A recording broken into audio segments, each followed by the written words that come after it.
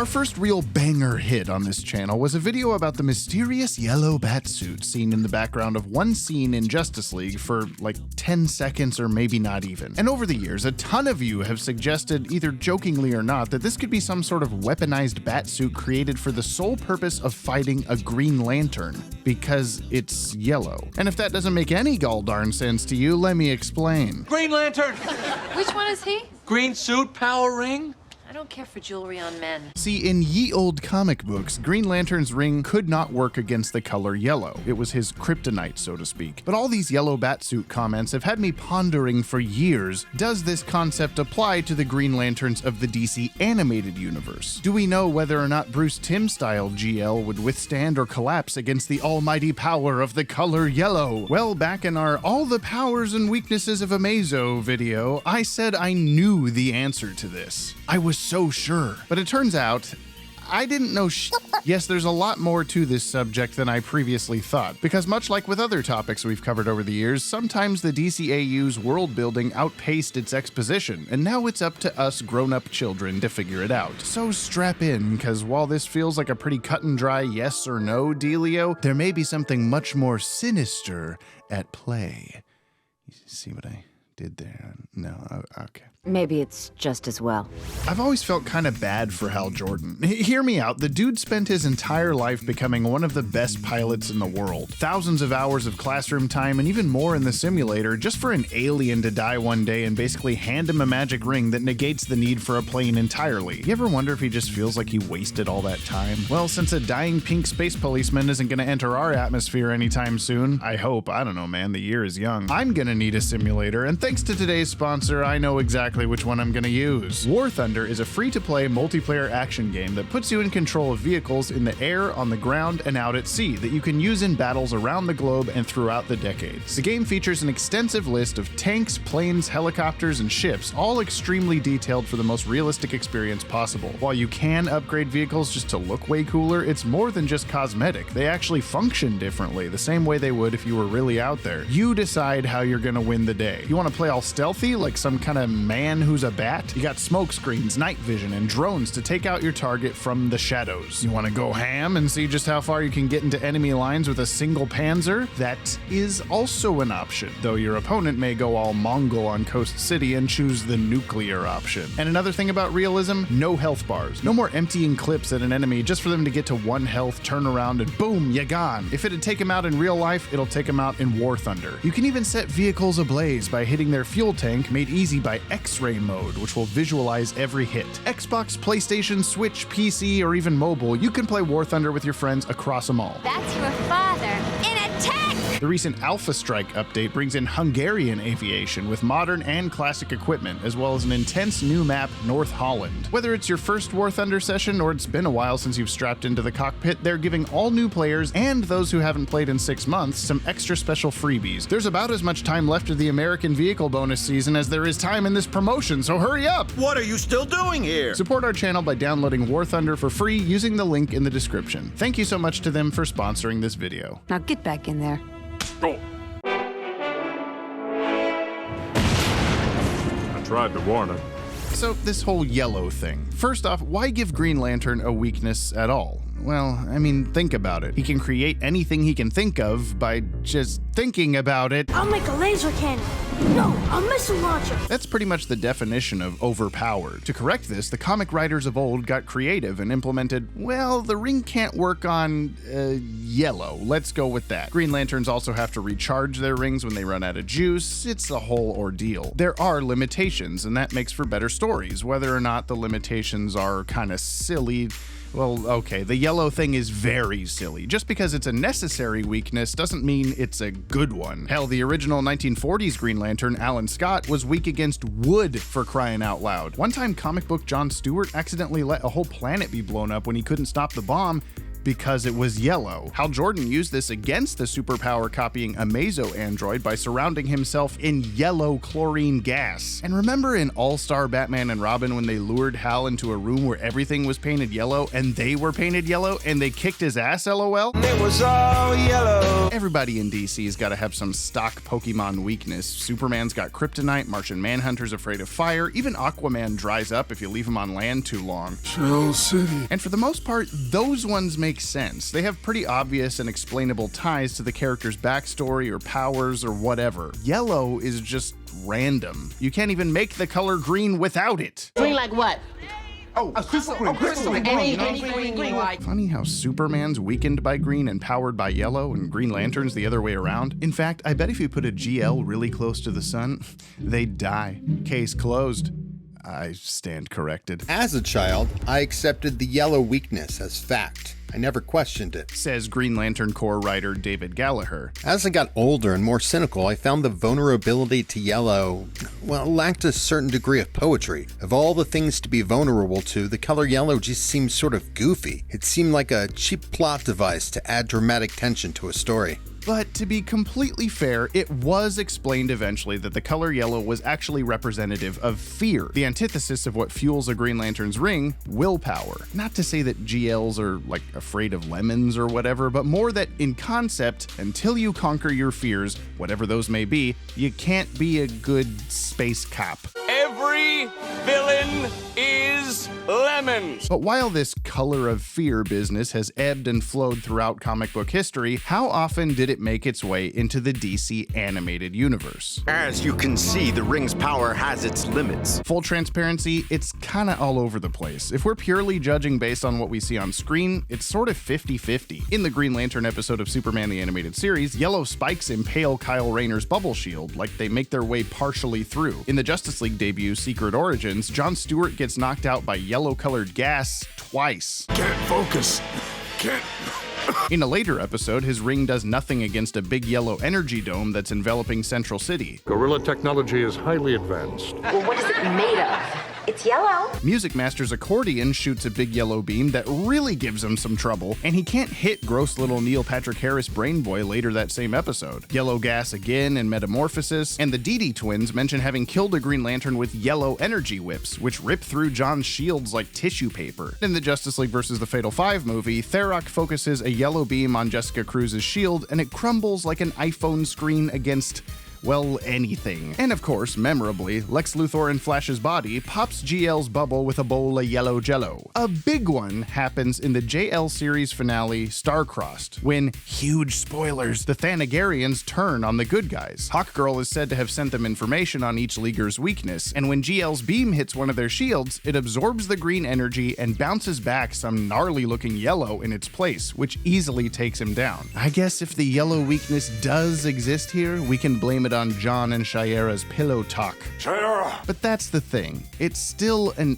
if. Because as much as it seems obvious from those examples, other times it's pretty questionable. In The Savage Time, John blocks some yellow laser blasts no problem. Same with Orm's trident, same with these guns on Warworld, and while that may just be an easy color to make lasers in cartoons, John even seems to purposely avoid yellow stuff sometimes, like when they're fighting Atlanteans underwater and he dodges yellow gunfire instead of deflecting it. Or like when they find the bomb on the Watchtower in Injustice for All and it's inside a yellow briefcase and he calls Flash to come get it instead of just doing it himself. But since he never says It's because it's yellow. it's potentially just coincidence. When Amazo copies GL's ring, his grid breakdown doesn't say like, careful, doesn't work on yellow stuff, unless that's in one of these small info boxes in black text or something. It's a package deal.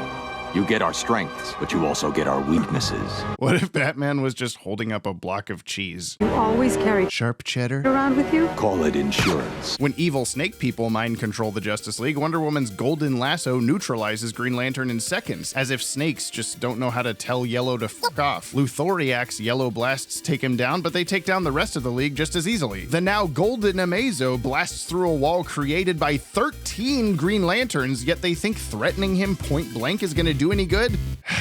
Let's just say it's a good thing this is my job, so I can gather this vital information and save you hours of your life. See what happens when you don't watch enough television? But if it's not very clear from just watching the shows, the next logical step would be to ask the folks who made them. So I did that. I've always felt that the Silver Age Power Rings weakness was arbitrary and fairly lame. Luckily, none of the Green Lantern episodes or DVDs I worked on mentioned the yellow problem. As Bruce Timm was fond of saying, that's stupid. So we didn't feel the need to include it as a weakness. But being the true geeks that we were, we did slip in some yellow items for GL to struggle with, just as a nod to the history of the character. It was a fun Easter egg for eagle-eyed fans like you to find. After all these years, I'm glad it didn't go unnoticed. We wanted the freedom to tell stories. If we made it official, then people like you would have called us out every time we violated our rules. We never officially stated a weakness to Yellow, but we decided to honor it visually when we could. We made sure any struggle he had with a gas or beam or anything, we made it yellow. Coincidence? You decide. This is one of the wonders of this show. They took all of the great stuff from the comics, but not all of the stuff.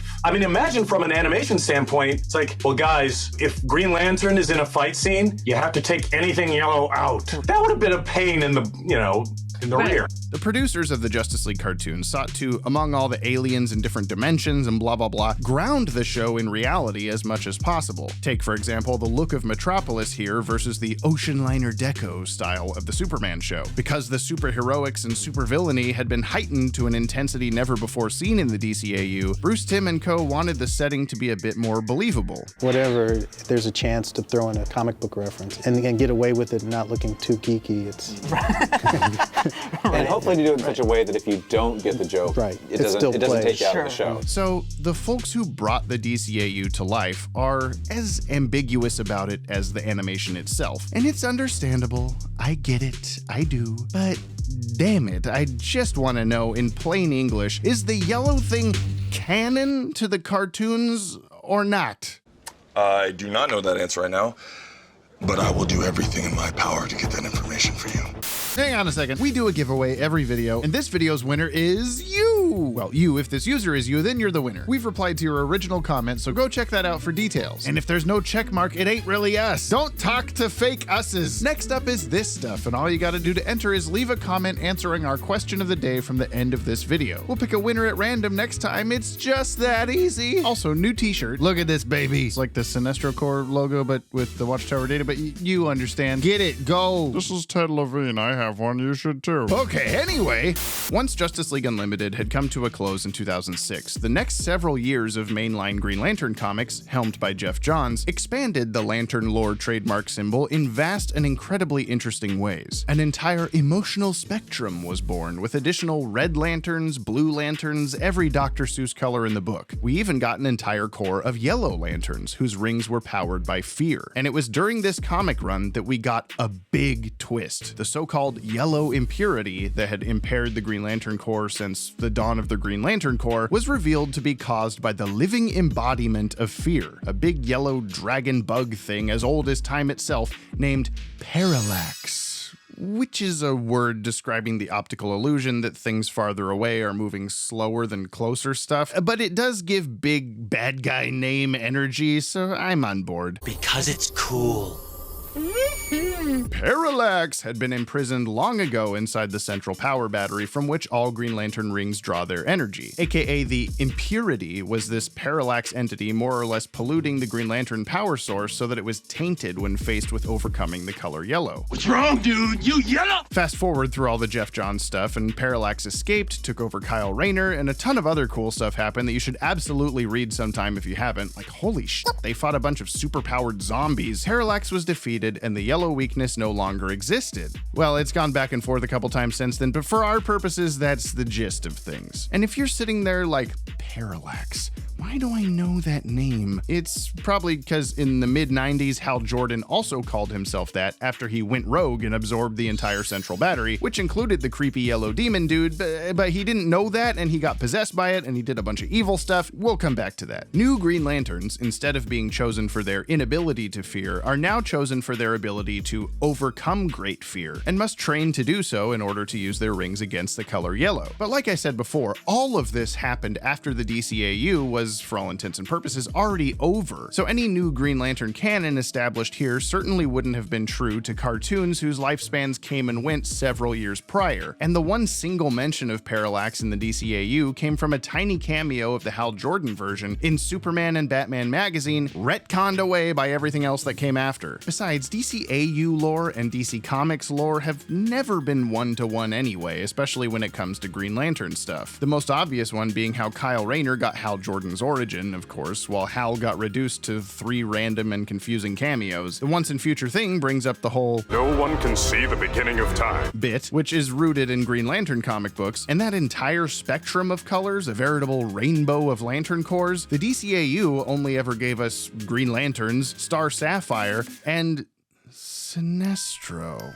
Wait, I kinda overlooked the biggest yellow clue in this space pig, Sinestro's ring and its yellow energy. She came down in a bubble, dog! We get a bona fide yellow power ring on screen every time Sinestro appears in an episode. And sure, Sinestro has had a yellow ring since 1961 in comics. It's not like it was a new concept when Geoff Johns expanded things post-JLU. That 60s comic even says, "It is interesting to observe that whereas GL's power ring is helpless against anything yellow, due to a necessary impurity in the battery of power, Sinestro's beam is all yellow, as if composed entirely of evil impurities." And if you're gonna do Sinestro in animation, you're gonna do the yellow ring.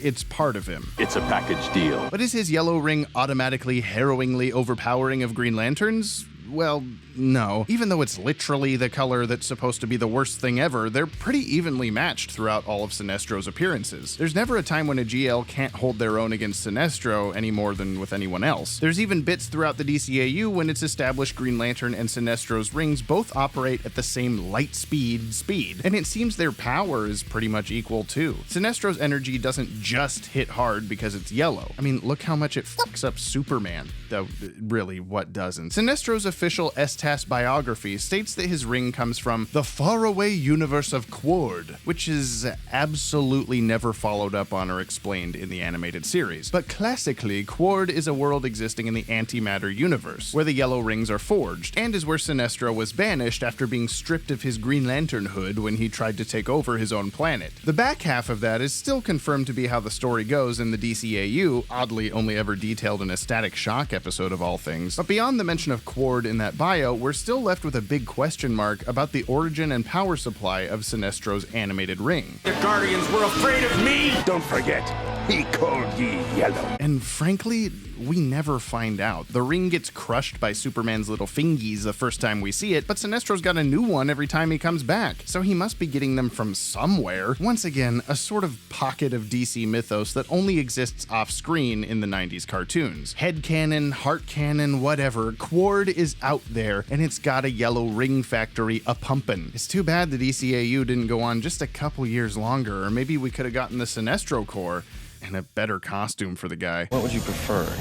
Yellow spandex? And then we get to Jessica Cruz, a Green Lantern who was invented for comics as recently as 2014, who made her DCAU debut in the Fatal 5 movie 5 years later, which was 13 years after JLU went off the air. Keeping up with the math, kids? Jessica deals with debilitating anxiety and intense panic attacks, which make her feel unworthy of the Green Lantern power ring that she mysteriously acquired off-screen. Look, we've got a whole video idea brewing for that subject, so, you know, the subscribe button is right down there. But said ring tells her, "You have the ability to overcome great fear." That's Tom Kenny, by the way. The ring is SpongeBob, or SpongeBob is the yellow impurity in her ring.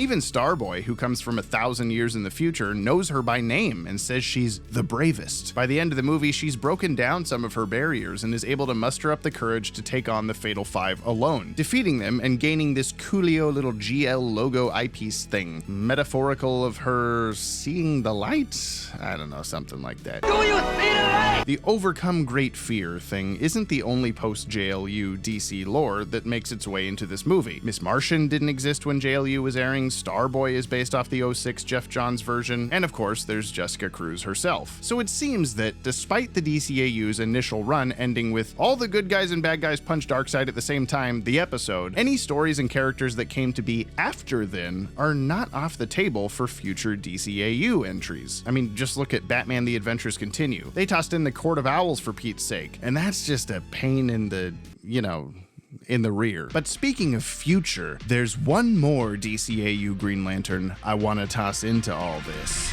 The little bald one from Batman Beyond. We never learned too much about Cairo. We can't even read this screen that's written in Pokemon Unknown Lorem Ipsum.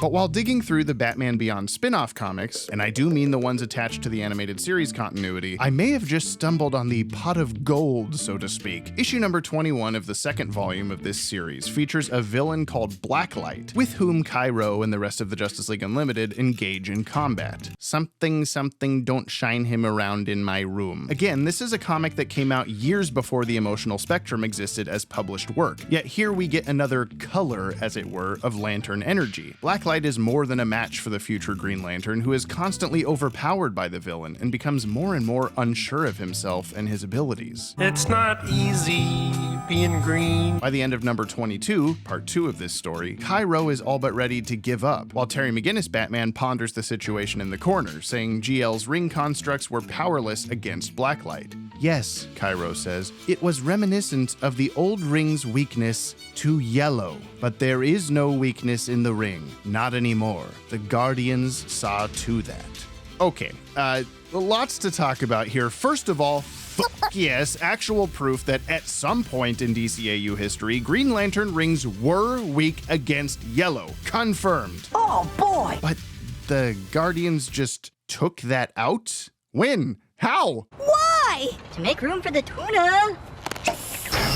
Yeah, that's all we get. This story never elaborates, nor does any other. And I can't exactly ask the writer if she had more to say on the subject. But luckily, this thing where Guardians can mess around with the yellow weakness isn't a new idea. Back on Halloween Day 1991, Green Lantern Volume 3 number 19 hit shelves, giving us the retconification of Alan Scott, the original Green Lantern. Whereas Alan's origin story in the 40s had him gaining a magic ring from the Green Flame, a meteor that had crash-landed in ancient China, this didn't really align with modern Green Lantern core mythology, so this 90s comic readjusted the story. We met Yalan Gur, Earth's Green Lantern during this ancient time period, who had nearly been killed by a yellow alien beast, so the Guardians were like, is it really necessary that we make them weak against yellow? And they removed the impurity just like that. But then Yalan Gur was like, dope, thanks, now nothing can stop me, I'm gonna take over Earth, okay, bye! And the Guardians were like, shh, didn't see that coming. So just as the ancient Chinese were about to clobber him over the head with wooden clubs, which would theoretically do nothing, the Guardians did a little sleight of hand and changed the weakness to wood. Beaten to hell, he flew off into space to get revenge on the Guardians, but passed out and burned up on re-entry, creating the Green Flame meteor. His spirit, now trapped inside, Yalan Gur's essence became the guiding force of Alan Scott's powers and weaknesses as the new Green Lantern. I promise that's the most succinct and uncomplicated way I can explain it, and there's some weird parallels with Doomsday's retconned origin in Justice League Unlimited, but anyway, all of that to prove, the Guardians can apparently alter the yellow impurity at will, pun intended. And the idea that a spirit can be trapped inside a Green Lantern sounds kind of familiar, doesn't it? Now, this is kind of a toughie. The idea that the yellow impurity is actually parallax hanging out inside the central battery causing a weakness doesn't necessarily jibe with the Guardians being able to just go, nah, JK, and turn it off like a light switch on a whim. These two concepts seemingly can't coexist. The parallax stuff is wrapped in multiple layers of retcons, sure, like Hal Jordan turning evil, see, I told you we'd come back to it, was just him turning evil at the time until they changed it to, oh, actually it was this big yellow bug possessing him. But if it was all a big yellow bug the whole time, how could the Guardians just say no to bugs? I don't know. The whole DC universe got rebooted not even a year later anyway. It don't matter. None of this matters. P.S. I didn't need to know what the Guardian's feet look like, but now that I do know, you have to as well. But since the DC animated universe has proven time and time again to pick and choose its canon from all sorts of areas of the source material, I'd say pretty much anything is game here. What do we know for sure? There was a yellow impurity in the Green Lantern rings at some point in time before the Guardians disposed of it. And Quord exists, the place from which Sinestro draws his power and gets his rings, which are created as a purposeful opposition to Green Lanterns. And based on how many times we do see Green Lanterns struggling with yellow stuff, like the various gases or Thanagarian weapons or Jello, it seems pretty clear to me that the whole yellow thing is canon. If you want one more piece of quote-unquote evidence, just look back at Amazo again. I also adapt and evolve. He overcomes his kryptonite weakness, meaning he overcame any other weaknesses he may have downloaded, and when he levels up, he becomes yellow, and he uses yellow energy powers for the remainder of his appearances. Dude pulled a Thanagarian shield on life, and I also feel pretty confident that the yellow weakness is tied into fear. The Green Lantern of the Justice Lords universe had a pretty memorable little speech he gave to his Hawk Girl that I think is worthwhile here. Remember when everyone liked us? Since when does that matter to you? Since I started seeing the fear on everyone's face. You want to talk about fear? When I was a kid, I went to bed every night scared that the whole world was going to blow up. So do you sleep better now? You know I do. Clearly, this Green Lantern overcame great fear, very likely referring to the Cold War. How the Guardians allowed him to keep his ring after asserting dictatorial dominance over his Earth is another question, but I digress. And then, like I mentioned earlier, we have Jessica Cruz, who proves the overcome great fear situation is absolutely in play in this continuity. So while an episode or movie or tie-in comic or anything else never actually pauses to say, yes, Green Lantern rings are weak against yellow right here, right now, I believe it's there in the subtext. Green.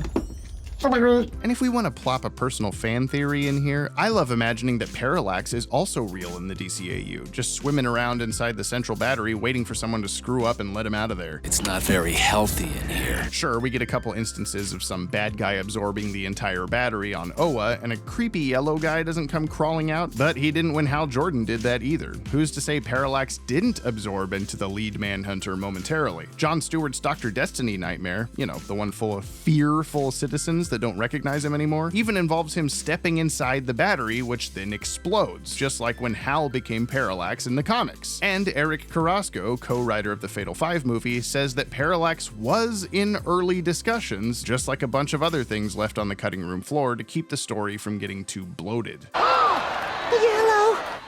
You do care! I guess Parallax could have been released and defeated between the end of JLU and the start of Fatal 5, or the Eye of Ekron absorbs him and then explodes in the sun, so he's just space dust now. I like that too. If my theory holds up, maybe that's why Cairo's ring, which is apparently a new model I guess, is yellower than normal. Maybe that Hal Parallax bit from Superman and Batman magazine is canon after all. And I mean, Parallax does play a big part in DCAU history. He's the reason why we didn't get a Green Lantern the Animated Series in the 90s. Oh dear, I've said too much. But I think we can all agree on Jon Stewart's true weakness. People's Exhibit B, Old Yeller. Old Yeller? What's that about? This is perhaps my favorite hidden humor in the entire DCAU. Either that or Jon's weakness is just Hawk Girl's shirt. Those are my weakness too. I'll leave you with this from David Gallagher, because I think it sums this all up pretty nicely. Now, whenever I revisit Green Lantern stories, be they comics or cartoons, I appreciate how the creators tap dance around the quirky aspects of the Silver Age, while also being fearless enough to push the boundaries and tell new adventures. And ain't that just the DCAU in a bubble, Doug? It's a really good bubble. For my question of the day, if you had a Green Lantern ring, what's the first thing you'd make? I think I'd go for a microphone. I'm in the mood for some karaoke. Hey Patreon, I wanna say thank you for everything you do. And you were all yellow. Booster Gold is gold! He was anti-Green Lantern the whole time! You're gonna look at me and you're gonna tell me that I'm wrong?